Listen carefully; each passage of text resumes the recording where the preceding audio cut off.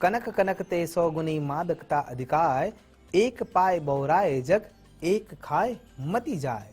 નમો નમઃ. તમારા બધાનું સ્વાગત કરું છું આધ્યાત્મિક મહાશક્તિમાં. શ્રાવણ માસના તૃતીયાથી શરૂ થતું એક ઉત્તમ વ્રત જેને સ્વર્ણ ગૌરી વ્રત કહેવામાં આવે છે. ગુજરાતમાં ફૂલકાજરીનું જે વ્રત છે એ એના સમકક્ષ મૂકી શકાય અને એ જ દિવસથી એની પણ શરૂઆત થતી હોય છે. એટલા માટે આ બંને વ્રતોનું જે મહાત્મ્ય છે એ આજે આપણે ચર્ચવા માટે એકત્ર થયા છીએ. તો સૌથી પહેલું સ્વર્ણ ગૌરી વ્રત. સ્વર્ણ ગૌરી વ્રત શું છે અને એના પાછળ જો વિચાર કરીએ તો પાર્વતી દેવીએ ભગવાન સાંબ સદા શિવને પ્રાપ્ત કરવા માટે શ્રાવણ માસમાં અલગ અલગ પ્રકારના વ્રત વિધિવિધાન કર્યા હતા અને એ વ્રત વિધિવિધાનને આજે પણ બેન દીકરીઓ સુયોગ્ય પતિ મેળવવા માટે, સુયોગ્ય જીવન સંગીની પ્રાપ્ત કરવા માટે, સુયોગ્ય જીવન ભરથાર પ્રાપ્ત કરવા માટે અને જેમને પ્રાપ્ત કરી લીધો છે એનું આયુ આરોગ્ય ઐશ્વર્ય વધારવા માટે આ ક્રિયા કરતી હોય છે. તો આ ક્રિયા કોને કરી હતી અને કેમ એના માટે આટલી બધી પ્રબળતાથી આપણે વ્રત કરવું જોઈએ?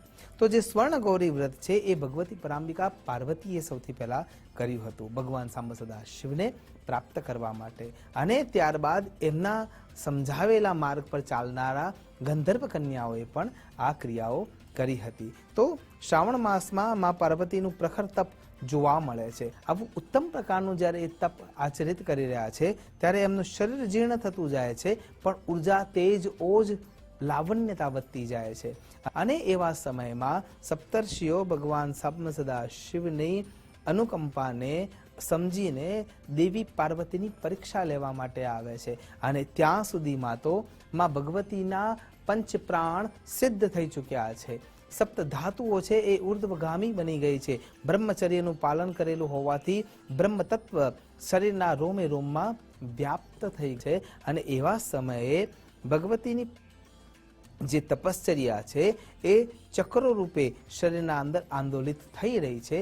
આટલી બધી તપશ્ચર્યાના કારણે થઈને ભગવતીનું જે શરીર છે એ સુવર્ણ જેવું બની ગયું છે અને શુદ્ધતાના કારણે થઈને, એ શુદ્ધ તત્વના કારણે થઈને, એ શુદ્ધ ચેતનાના કારણે થઈને આ વ્રતને સ્વર્ણ ગૌરી વ્રત કહેવામાં આવે છે. દેવી ગૌરવર્ણા સ્વર્ણ રૂપે ચળકી રહ્યા છે કેમ કે એમનું શરીર છે એ ખોરાક વિના, પાણી વિના, અન્ન વિના, કોઈ પણ પ્રકારના જૈવિક તત્વ વિના કેવળ હવાના માધ્યમથી ચાલી રહ્યું છે. સ્વર્ણના જેમ જેની કાંતિ છે, કાંચનમય શરીર તૈયાર થઈ ગયું છે. ક્ષીણ અવસ્થામાં પણ એ લાલાયિતતા, માધુર્યતા અને મધુરીમાં અકબંધ થવા લાગી છે અને એટલા માટે આ સ્વર્ણ ગૌરી વ્રત કરવામાં આવે છે. તો જાણીએ આજની વ્રત કથા. વ્રત કથાના અંદર જો પ્રવેશ કરીએ તો એક રાજા જેમનું નામ હતું ચંદ્રપ્રભા, સરસ્વતી નદીના કિનારે જેમનું વિમલપુર નામનું નગર હતું અને ત્યાં આ ચંદ્રપ્રભા નામના રાજા રાજ કરતા હતા. એમને બે પત્નીઓ હતી.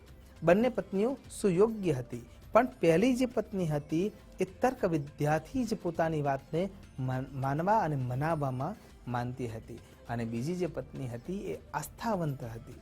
ઘટના એવી ઘટિત થાય છે કે ચંદ્રપ્રભા નામના જે રાજા છે એ જંગલમાં શિકાર કરવા માટે જાય છે.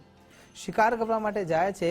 શિકાર કરવાની જગ્યાએ એક સરોવરના ક્ષેત્રમાં કેટલીક ગંધર્વ કન્યાઓ ભગવતી પરાંબિકા રાજરાજેશ્વરી અને ભગવાન સાંબ સદા શિવની આરાધનામાં મગ્ન છે. રાજાને કુતૂહલ થાય છે કે આ જંગલમાં આવી દિવ્ય તેજોમય સ્ત્રીઓ કયું વ્રત કરી રહી છે અને જઈને પૂછે છે અને ત્યાં પૂછવામાં આવે છે ત્યારે સરળતાથી ગંધર્વ કન્યાઓ એમ સમજાવે છે કે અમે સ્વર્ણ ગૌરી વ્રત કરી રહ્યા છીએ અને એ વિધિ વિધાન કરવાથી અમારી તમામ પ્રકારની મનોકામનાઓ પૂર્ણ થાય છે. એ વિધિ વિધાન કેવી રીતે થાય છે? તો ગંધર્વ કન્યાઓ કહે છે કે એક સૂત્રનો તાર લેવાનો છે અને એ સૂત્રને કે સૂતરને કે એ નરાછડીને કે મૌલીને કે કલાવાને કે સૂતરના તાળને 16 ગાંઠ લગાવવાની હોય છે. કેમ કે સ્વર્ણ ગૌરા જે વ્રત છે એ શ્રાવણ માસમાંથી શરૂ કરવામાં આવે છે અને શ્રાવણ માસના અંતે જ પૂર્ણ કરવામાં આવે છે. એ સૂતરના તારને કે નરાછડીને કે સૂતરના ટુકડાને ઉપરથી 16 ગાંઠ લગાવવાની છે અને એ 16 ગાંઠ ઉપર જ ભગવતીનું સ્મરણ કરવાનું છે. આપણે 16 સંસ્કાર એના કારણે જ આવે છે, કેમ કે એક એક ગાંઠ એક એક સંસ્કારનું પ્રતીક છે. એ વ્રતના દોરાને, એ ધાગાને, એ તંતુને ત્યાં બાજોટ પર સ્થાપિત કરવાનું હોય છે અને ત્યાં લીલોતરીના એટલે કે પ્રકૃતિના નજીક જઈને અલગ અલગ પ્રકારના પુષ્પો એ દોરા ઉપર, એ ધાગા ઉપર, એ મૌલી ઉપર, એ કલાબા ઉપર, જે નામ આપીએ તે એના ઉપર અર્પણ કરવાની હોય છે. મા પાર્વતીની માટીની મૂર્તિ પણ બનાવી શકાય છે અને એના ઉપર પણ આ ક્રિયા થઈ શકતી હોય છે. 16 પૂજા દ્વારા ભગવતીનું આરાધન કરવાનું હોય છે. વ્રત જેને પણ રાખ્યું છે એને ઉપવાસી રહેવાનું હોય છે અને વ્રત પૂર્ણ થાય પછી બીજાને પારણા કરાવ્યા પછી જ એ વ્રતના નિયમ પ્રમાણે આપણે જમી શકતા હોઈએ છીએ. ગંધર્વ કન્યાઓએ પણ જ્યારે આ વ્રત વિધિ વિધાન સમજાવ્યું ત્યારે રાજા અત્યંત ખુશ થયા. ત્યાંથી પ્રસાદ રૂપે 16 ગાંઠો વાળો દોરો એમને લીધો અને પછી તે પોતાની પહેલી પત્નીને આપ્યો. પણ પહેલી પત્ની જ્યારે જોવે છે ત્યારે એના મનમાં વિચાર આવે છે કે આવી કોઈ ક્રિયાઓ કરવાની જરૂર હતી અને ત્યાં એ દોરાનું અપમાન કરીને નાખી દે છે. બીજી પત્નીને નવાઈ લાગે છે પણ માં જગદંબાના પ્રસાદનો અનાદર થાય છે અને એના કારણે તેને રાજા એમના ઉપર ક્રોધિત થાય છે. ક્રોધાવશાત એ પત્ની જે પહેલી છે એમને છોડીને જંગલમાં જતી રહે છે. રાજા ખૂબ ક્રોધિત અવસ્થામાં હોય છે એટલા માટે એમને રોકતા પણ નથી. પણ ત્યાં એક આશ્ચર્ય જોવા મળે છે. બીજી પત્ની એ દોરાને ધ્યાનથી જોઈ રહી છે કે જે દોરો પહેલી પત્નીએ નાખી દીધો છે એ સૂકા પાન પર પડ્યો છે અને થોડીક જ વારમાં એ સૂકા પાનમાંથી અન્ય પર્ણ ઉત્પન્ન થવા લાગ્યા છે અને બીજી પત્ની દોડીને એ દોરાને લઈ લે છે અને એના રાછડીના ટુકડાને માથે ચડાવે છે અને ત્યાં બાજોટ પર એનું સ્થાપન કરે છે. દેવી પાર્વતીની મૂર્તિનું સ્થાપન કરે છે અને ત્યાં ભાવથી પૂજા અર્ચના કરે છે.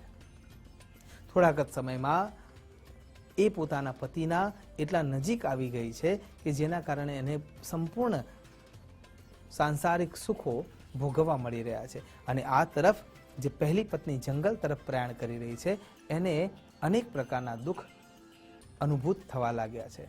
પણ હવે પસ્તાવો થવા લાગ્યો છે અને પસ્તાવો જ્યારે પ્રબળતામાં પરિણમિત થાય છે ત્યારે જંગલમાં મા ભગવતી સ્વર્ણગોરા પાર્વતી રૂપે એને દર્શન આપે છે અને કહે છે કે ભક્તએ આપેલા પ્રસાદનો આ પ્રકારે અનાદર ન કરી શકાય અને એટલા માટે થઈને ત્યાં એ માફી માગે છે.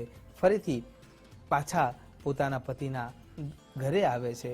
રાજાને ત્યાં આવ્યા પછી માફી માગ્યા પછી રાજાની અનુકંપા પ્રાપ્ત કરે છે અને ત્યાં ફરીથી સ્વર્ણગૌરી વ્રતનું આરાધન કરે છે અને આમ કરવાથી એના જીવનમાં મંગલતા પસાર થાય છે. અને જ્યારે માણસ અભિમાનમાં ક્યારે આવે છે? કનક કનક તે સોગની માદકતા અભિકાય. જ્યારે કનક એટલે કે સુવર્ણ પણ થાય અને કનક એટલે ધતુરો પણ થાય. એક પાય બોરાય જગ, એક ખાય મતી જાય. એક પાય જો એક વધારે પડતી અવસ્થામાં એ મળી જાય છે તો સુવર્ણ જ્યારે વધુ પ્રાપ્ત થઈ જાય છે ત્યારે અભિમાન આવી શકે છે. અને કલિયુગનો વાસ પણ સુવર્ણમાં છે કેમ કે અનિતિના માર્ગથી જ એટલું બધું પ્રાપ્ત કરી શકાશે અને એટલા માટે થઈને એ અભિમાનમાં પરિણમિત થશે. અને બીજું કનક એટલે ધતુરો, એક ખાય મતી જાય અને જો એને ખાઈ લેવામાં આવે તો બુદ્ધિનો નાશ થઈ જાય છે. એટલા માટે સ્વર્ણગોરા જે વ્રત છે એ જ સમજાવે છે કે સ્વર્ણ જેવી કાંતિ જોઈએ છે અને સુયોગ્ય જીવન વ્યાપન કરવું છે તો સ્વર્ણગોરા વ્રત થકી જ આપણે એને વ્યાપન કરી શકીએ એમ છીએ.